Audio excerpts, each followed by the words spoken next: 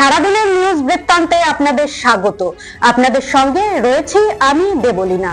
দেশ থেকে রাজ্য, শহর থেকে গ্রাম, দিনের টুকরো টুকরো খবরের আপডেট নিয়ে শুরু করছি আজকের সারাদিনের নিউজ বৃত্তান্ত।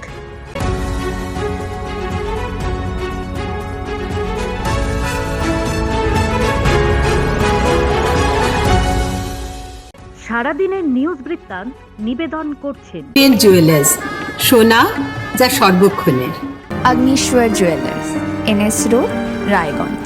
শ্রী ঢাকা জুয়েলার্স, আভিজাত্যের গয়না। ত্রিনয়নী জ্যোতিষ কার্যালয়, শ্যামপুর মোড়, দেবীনগর, রায়গঞ্জ। নেশামুক্ত সমাজ করতে Raiganj unity foundation, Rupahar, Raiganj. North বেঙ্গলের সেরা সুপার স্পেশালিটি হাসপাতাল Jibanrekha. Spectrum health care diagnostics, Apollo clinic, এখন রায়গঞ্জে।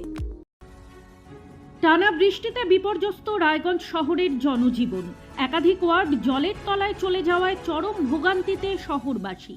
রাস্তাঘাট ডুবে যাওয়ার পাশাপাশি বহু বাড়ির ভেতরেও ঢুকে পড়েছে জল। বাসিন্দাদের অভিযোগ, শহরের নিকাশি ব্যবস্থা পুরোপুরি ভেঙে পড়েছে।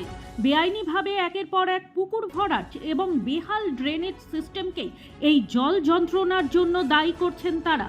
পরিস্থিতির প্রতিবাদে রবিবার থেকেই পথে নেমেছেন শহরবাসী। রবিবার টায়ার জ্বালিয়ে বিক্ষোভ দেখানোর পর সোমবার সকাল থেকে দফায় দফায় জাতীয় সড়ক অবরোধ করেন তারা। সোমবার সকালে পুরনো জাতীয় সড়কে বিক্ষোভ দেখান রায়গঞ্জ ১৩ নম্বর ওয়ার্ডের পূর্বাশা পাড়ার বাসিন্দারা। তাদের দাবি, শহর জুড়ে বেআইনিভাবে পুকুর ভরাটের ফলে বৃষ্টির জল নামতে পারছে না। এর সঙ্গে যুক্ত হয়েছে নিকাশি ব্যবস্থার বেহাল দশা। প্রশাসনের হস্তক্ষেপে সকালের অবরোধ উঠে গেলেও দুপুর নাগাদ ফের উত্তপ্ত হয় পরিস্থিতি। ১৩ নম্বর ওয়ার্ডের বাসিন্দারা স্থানীয় সৎসঙ্গ পুকুর ঘিরে বিক্ষোভ দেখান। পুকুরের চারদিকে টিনের বেড়া ভেঙে ফেলেন তারা। বিক্ষোভকারীদের অভিযোগ, পুকুরটি ভরাট করে ফেলার কারণেই এলাকার জল নামছে না। ভরাট হয়ে যাওয়া পুকুরগুলি দ্রুত পুনরায় খনন এবং নিকাশি ব্যবস্থার সংস্কারের দাবিতে সরব হয়েছেন বাসিন্দারা।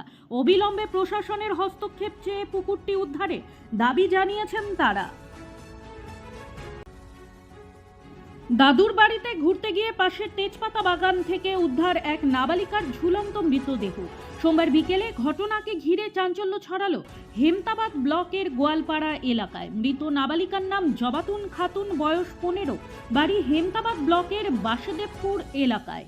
মৃত নাবালিকার মৃতদেহ উদ্ধার করে ময়না তদন্তে পাঠানোর পাশাপাশি বাজেয়াপ্ত করা হয়েছে মোবাইল ফোন। পরিবারের অনুমান, একটি ছেলের সাথে ওই নাবালিকার সম্পর্ক রয়েছে এবং সে তাকে ডেকে নিয়ে গিয়ে হত্যা করেছে। ইতিমধ্যেই হেমতাবাদ থানায় লিখিত অভিযোগ দায়ের করেছে মৃত নাবালিকার পরিবার। শোবার ঘর থেকে গলায় গামছার ফাঁস দেওয়া এক কিশোরের ঝুলন্ত মৃতদেহ উদ্ধারের ঘটনায় চাঞ্চল্য ছড়ালো হেমতাবাদ ব্লকের নওদা গ্রাম পঞ্চায়েতের বিদিশোল এলাকায়। সোমবার সকালে শোবার ঘর থেকে উদ্ধার হয় কিশোরের ঝুলন্ত মৃতদেহ। পুলিশ দেহ উদ্ধার করে ময়নাতদন্তের জন্য রায়গঞ্জ মেডিকেলের মর্গে পাঠিয়েছে। পাশাপাশি ঘটনার তদন্ত শুরু করেছে হেমতাবাদ থানার পুলিশ। তবে কিভাবে মৃত্যু হলো কিশোরের, তা নিয়ে রহস্য দানা বেঁধেছে। প্রতিদিনের প্রতি মুহূর্তের খবরের আপডেট পেতে চোখ রাখুন নিউজ বৃত্তান্তের ফেসবুক পেজে। সাবস্ক্রাইব করুন নিউজ বৃত্তান্ত ইউটিউব চ্যানেলকে।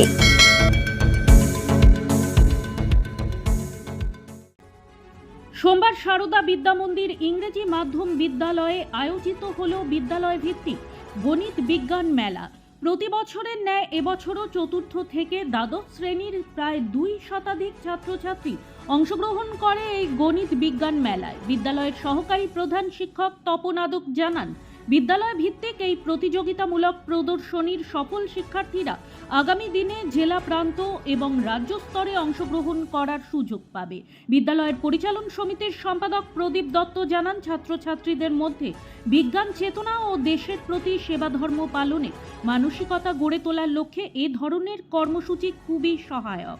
এই কর্মসূচি ঘিরে শিক্ষার্থীদের পাশাপাশি অভিভাবক অভিভাবিকাদের উপস্থিতি ছিল চোখে পড়ার মতো। জেলার উন্নয়নমূলক কাজে গতি আনতে ও কেন্দ্র রাজ্য সমন্বয় আরও মজবুত করতে প্রথমবারের জন্য উত্তর দিনাজপুরে অনুষ্ঠিত হল district development coordination and monitoring committee দিশার বৈঠক। সোমবার রায়গঞ্জের জেলা শাসকের দপ্তরে আয়োজিত এই বৈঠকে সভাপতিত্ব করেন রায়গঞ্জের সাংসদ কার্তিক চন্দ্র পাল। উপস্থিত ছিলেন জেলা শাসক সহ জেলার বিভিন্ন সরকারি দপ্তরের প্রধান আধিকারিকরা, বিডিও এবং জনপ্রতিনিধিরা। জেলা শাসক জানান, দিশার বৈঠক নিয়মিতভাবে অনুষ্ঠিত হবে। এর ফলে জেলার উন্নয়নমূলক কাজে স্বচ্ছতা ও গতি দুই বাড়বে বলে আশা প্রকাশ করেছেন প্রশাসনিক মহল। উত্তর দিনাজপুরের মতো সীমান্তবর্তী জেলায় কেন্দ্রীয় প্রকল্পের সঠিক বাস্তবায়ন সাধারণ মানুষের জীবনযাত্রার মানোন্নয়নে বড় ভূমিকা নেবে বলে মনে করছেন বিশেষজ্ঞরা। উল্লেখ্য, দিশা হল ভারত সরকারের গ্রামোন্নয়ন মন্ত্রকের অধীন একটি গুরুত্বপূর্ণ জেলা স্তরের কমিটি। এর মূল লক্ষ্য হল সাংসদ, বিধায়ক, জেলা পরিষদ সভাধিপতি এবং জেলা প্রশাসনের শীর্ষ আধিকারিকদের এক ছাতার তলায় এনে কেন্দ্রীয় সরকারের বিভিন্ন ফ্ল্যাগশিপ প্রকল্পের অগ্রগতি পর্যালোচনা ও সুষ্ঠু রূপায়ণ নিশ্চিত করা। প্রধানমন্ত্রী আবাস যোজনা, জল জীবন মিশন, প্রধানমন্ত্রী গ্রাম সড়ক যোজনা, স্বচ্ছ ভারত মিশন সহ 40টিরও বেশি কেন্দ্রীয় প্রকল্পের কাজ খতিয়ে দেখে এই কমিটি।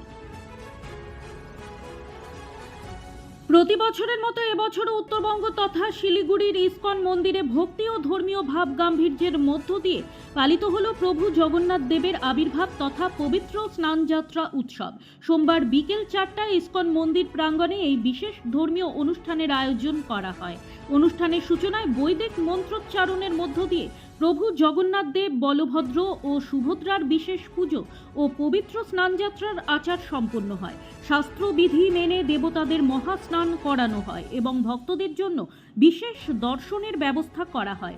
মন্দির চত্বরে ভক্তিমূলক সঙ্গীত, কীর্তন ও ধর্মীয় পরিবেশে উৎসবমুখর হয়ে ওঠে গোটা এলাকা। এই উপলক্ষে শিলিগুড়ির ইসকন মন্দিরের প্রভু রামকৃষ্ণ জানান, এই স্নানযাত্রা উৎসবের মূল উদ্দেশ্য সকলের সুখ, শান্তি, সুস্বাস্থ্য ও সমৃদ্ধি কামনা করা। পাশাপাশি সমাজে সম্প্রীতি ও ভ্রাতৃত্ববোধ আরও সুদৃঢ় হোক সেই প্রার্থনাও করা হয়।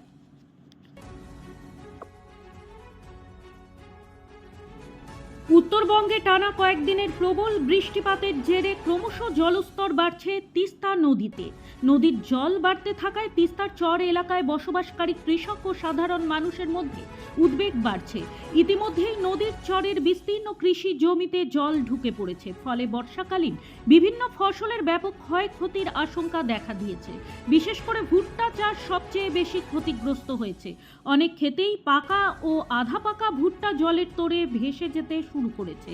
স্থানীয় বাসিন্দা সুরধ্বনি সরকার জানান, গত কয়েকদিন ধরে তিস্তা নদীর জল দ্রুত বাড়ছে। নদীর চরে যে সমস্ত কৃষক ভুট্টা সহ বিভিন্ন মৌসুমী ফসলের চাষ করেছিলেন তার অধিকাংশ জমি এখন জলের নিচে, ফলে কয়েক মাসের পরিশ্রম ও বিপুল অর্থ বিনিয়োগ কার্যত নষ্ট হওয়ার মুখে।